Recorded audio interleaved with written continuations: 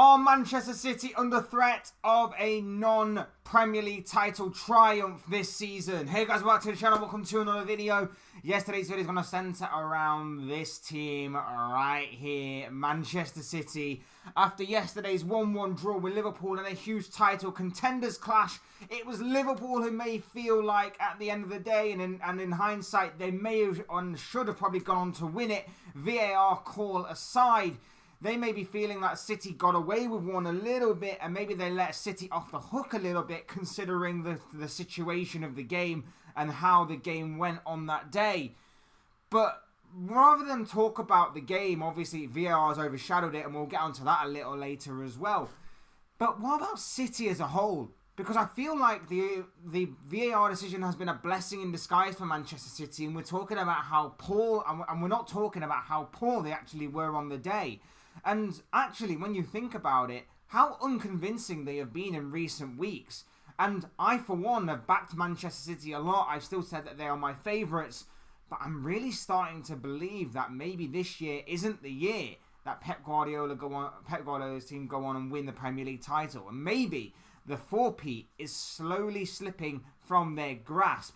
Despite the fact that, obviously, it is extremely close at the top of the table in terms of the top three teams right now, and the matter of 1 or 2 points or goal difference separating them from each other.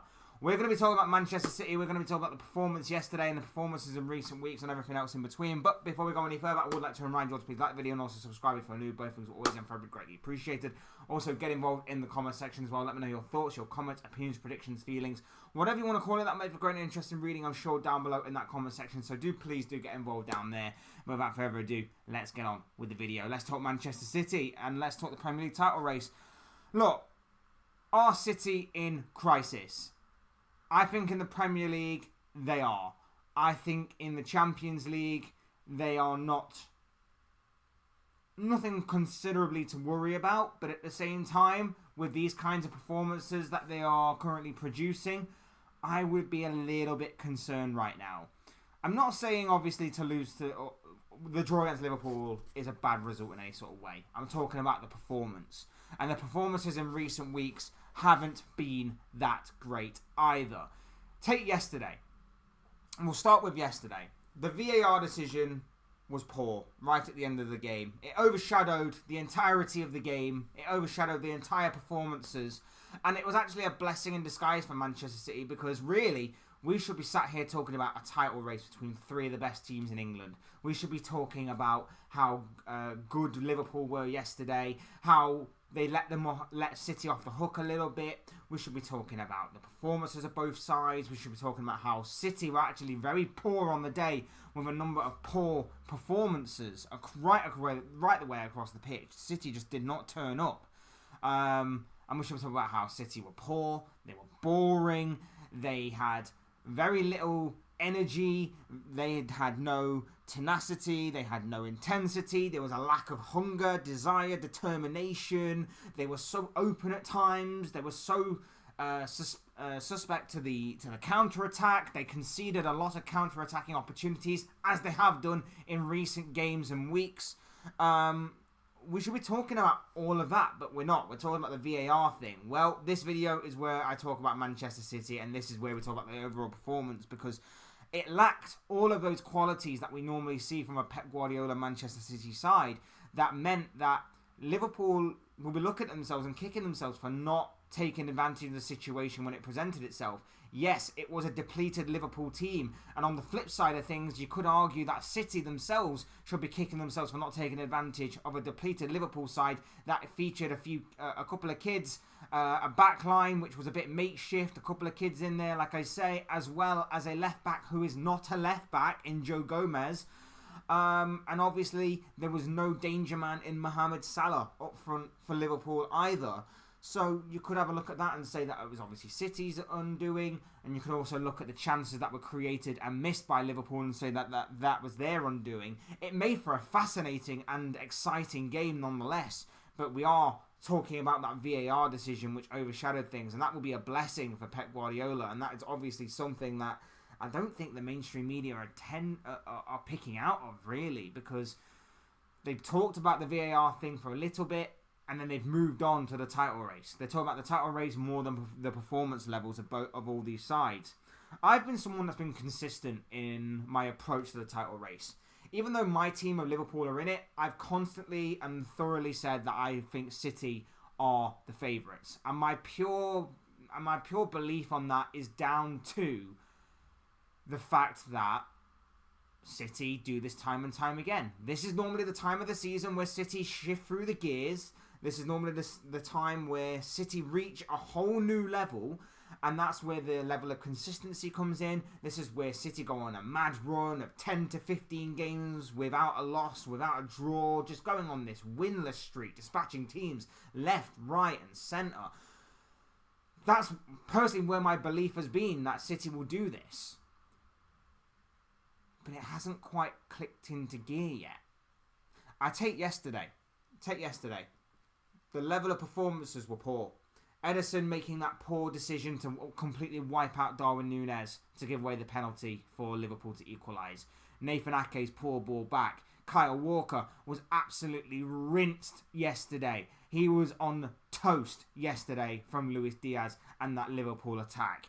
The midfield was poor. Kevin De Bruyne was left frustrated. Bernardo Silva wasn't allowed to do his usual Bernardo Silva type of game. Rodri was being pulled one way and then the other. He didn't know where to go. He didn't know where to stand. He didn't know where to sniff out the danger. And then you've got Foden, barely in the game. You've got Haaland, barely had a kick, especially in the second half. And Julian Alvarez just not there. Like he had a good run in the first half for about 10 to 20 minutes, and then Liverpool adapted and they snuffed him out completely. It was a game in which Liverpool were one step ahead of Manchester City throughout the majority of the game. They absolutely peppered them, they absolutely cooked them, and it was just down to poor finishing, mainly, of course, by Liverpool standards, that let City off the hook. You can look at the VAR thing all you want, and yes, that is a factor, but at the same time, Liverpool had the chances to put away Manchester City long before that VAR decision should have been made, and yet Liverpool let them off the hook. City get away with it. City get a point from Anfield, and let's face it, it's a grateful point as of right now. It might not do a lot for them as in the here and now, but it is a grateful point nonetheless for a side that should have lost yesterday. Should have lost yesterday. Like I say, they've lacked everything. And when you look back at not just that performance yesterday, but in recent performances as well, they've been very fortunate. A 1-0 win against the Bournemouth side who created very good chances but couldn't stick them away. A 1-0 win against Brentford, very unconvincing. Even the game against Manchester United, which they won seemingly fairly comfortably, 3-1 by scoreline suggestion, was actually not that great, considering that they didn't need to really shift out of third gear, and against a better side, you do think that City might have actually had a lot more cause for concern on that day. And so much so that when you look back at the overall results against of City against the traditional top six, United is the only team they've beaten in that realm of games. You look at the two games against Liverpool, both drew. You look at the Arsenal game, they lost that. They've got Arsenal coming up in a couple of weeks' time. A huge title clash, that one. That could decide the fate of the Premier League title yet again in a couple of weeks' time between those two teams. Massive game in prospect at the Etihad. They drew twice to Chelsea. They drew to Tottenham. You know, these are the games that are big and are normally games that City normally do very well in. They at least get 4 points from them. But for whatever reason this season, they've not been doing the business in these types of games. And even when you look at some other games that they should really pick up points in, that they've dropped points in, against the likes of Crystal Palace, against the likes of Wolves, you know, big games, big missed opportunities in those games for Manchester City. And yesterday, again, was another opportunity that they've let slip through their fingers. And, you know, it's not the end of the world by any stretch of the imagination. A draw doesn't put them out of the title race completely, but I'm looking at the performances, and I'm really worried. If I was Manchester City, I'd be really worried about maybe this year it doesn't happen for them. We were under the illusion and the anticipation and the expectation that Manchester City will go through this streak of wins and they'll put together this masterpiece of win after win after win after win. By hook or by crook, they're going to get that job done no matter what. And they're just going to march their way to another Premier League title. But maybe this is the year it doesn't happen. Maybe this is the year in which we crown a new champion in Liverpool or Arsenal for the first time in at least 3 or 4 years. I don't know. I can't really pinpoint what the issue is. I can tell you when it stems from. It stems from a poor transfer window, in my opinion, last summer. I can tell you, I look at them in the transfer window, and although the likes of Mateo Kovacic, Mateus Nunes, Gvardiol coming in was seen as good business, and let's face it, it's Pep Guardiola. So even though we may not have made the signings like Kovacic and Nunes, if you were taking over Manchester City on, say, like a FIFA game or a Football Manager game or whatever, it's Pep Guardiola at the end of the day, so he must know what he's doing. Who are we to question Pep Guardiola, right? Well, they've not worked. They're meant to be brought in to replace the likes of Riyad Mahrez and Ilkay Gundogan, guys that are leaders, guys that have been in those title-winning moments, guys that have come up clutch time and time again for Manchester City when it matters most, guys that are leaders on that pitch. They have not filled those particular shoes. That's where it stems from. And then you can look at other things. Gary Neville and other people have mentioned maybe it's a lack of hunger. Maybe it's a thought of, we've been there, we've done that, we've got the t-shirt, we've got the winners' medals, we can just cruise now. Maybe there is a lack of hunger. Maybe there is a lack of motivation in that City team. Maybe there is a need to rip out the majority of that City squad and replace it with fresh, new faces, with new ideas and new motivations and new levels to go to. Maybe there is a case for that.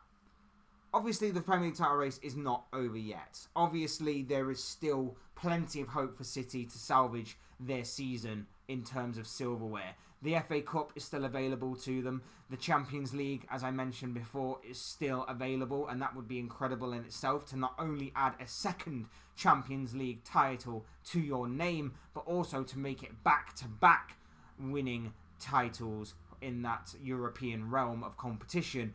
So there is still something there for City, but as far as being a four-peat, I'm starting to slowly lose belief in my prediction that maybe City are going to win this title again.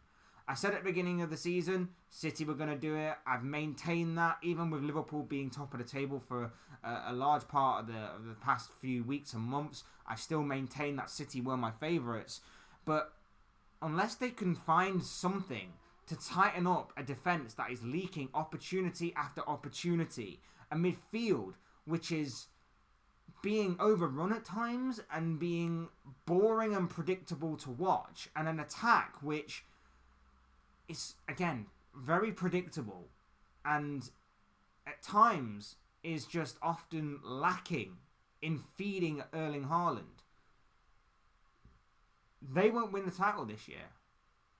And then it's down to one of Liverpool or Arsenal to do it. And given the form that Arsenal are in right now, you wouldn't back against them to not only go to the Etihad in a couple of weeks' time and destroy Manchester City, but also to go to the Etihad, destroy City, lay down a statement, and then go on to maybe win the league itself for the first time in 20 years.